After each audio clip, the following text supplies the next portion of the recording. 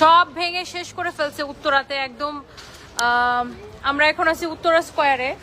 So একদম নতুন একটা মার্কেট, এবং এই মার্কেটের ফার্স্ট শোরুমটা আমি নিছিলাম।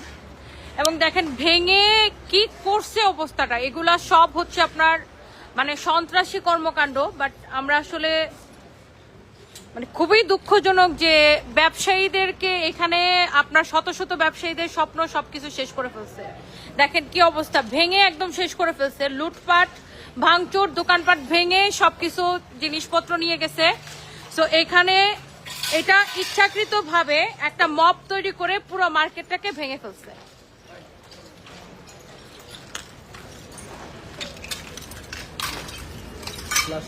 দেখেন কি একটা অবস্থা, পুরো মার্কেট ভেঙে লুটপাট করে নিয়ে গেছে। এবং আমার মনে হয় পুরো দেশের মানুষের এটা দেখা উচিত যে আমি একটু বাইরে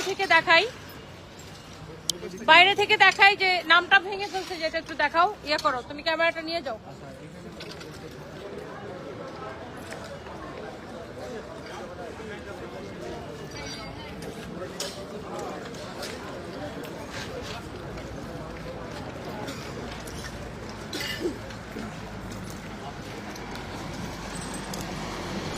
দেখেন পুরো মার্কেট থেকে ভেঙে ফেলছে এবং উপরে পর্যন্ত এগুলো সব ভেঙে ফেলছে। এইগুলা হচ্ছে মানে আমার কাছে মনে হয় যে এটা পুরোটাই মানে পরিকল্পিতভাবে একটা আক্রমণ করছে। এই মার্কেটের মধ্যে কতগুলো শোরুম আছে ভাইয়া? এই মার্কেটে প্রায় 200 শোরুম আছে। 200 ব্যবসায়ী স্বপ্ন পুরা শেষ করে ফেলছে। মানে আমরা কবে এই মব সন্ত্রাসের হাত থেকে রক্ষা পাবো? দেখেন কি একটা অবস্থা।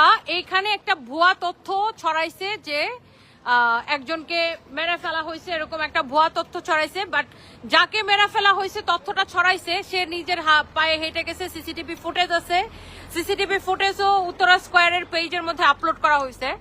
বাট এইটা পরিকল্পিতভাবে পুরো একটা মার্কেটকে ভেঙে ফেলছে। যেখানে এখন ঈদের সময় মানুষ ইচ্ছাকৃতভাবে কিভাবে মানুষের এত ক্ষতি করে, এবং এখানে আর্মিরা না আসলে এটা কন্ট্রোলেই আসতো না। পুরো মার্কেটটা লুটপাট করার জন্য এগুলা করা হয়েছে। দেখেন কি একটা অবস্থা, প্রত্যেকটা মানে ব্যবসায়ীর অবস্থা খারাপ হয়ে গেছে।